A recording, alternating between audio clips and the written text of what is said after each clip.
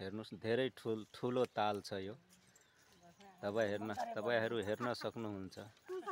महुलीबाट हाम्रो सप्तरी जिल्लाको महुली बजारबाट यो दक्षिणतिर आउनुपर्छ।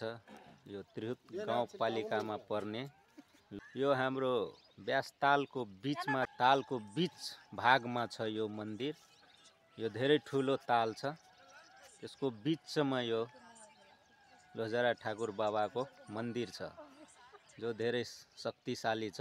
हामीले चित्ताएको हरेक मनोकामना पूरा गरिदिन्छ। जो श्रद्धा भक्तिले आउनुहुन्छ सबैको इच्छा चाहना पूरा हुन्छ। ल आउनुहोस्। हाम्रो सप्तरी जिल्लाको महुली बजार भन्ने ठाउँमा आएर दक्षिणतिर आउनुपर्छ।